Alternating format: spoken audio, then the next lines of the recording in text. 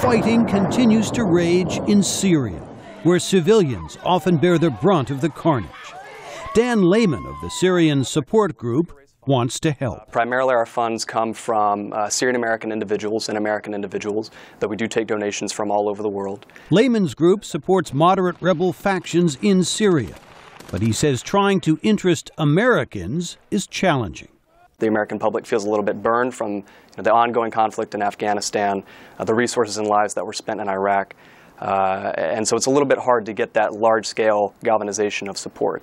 That reluctance was evident in a random VOA survey of tourists who flocked to Washington from around the country. Well, I think we have to be very cautious about that and very, very careful about how we go about getting into other countries' affairs. I think we need to work on peace. We've had too much war, too much fighting. We don't get anywhere through war and fighting. We need peace.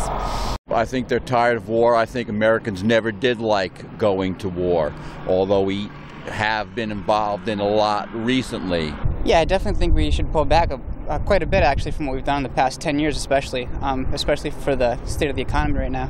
It's a view that also shows up in public opinion polls, says Carroll Doherty of the Pew Research Center. There's a weariness after two major wars and an apprehension both about what's going on in the Middle East generally and what's going on in China. So they're not turning away, but there's certainly no desire on the public's part to get involved in hotspots around the world. Dan Layman says it's frustrating. Maybe the American people feel like we need to go into a little bit more of an international foreign policy seclusion.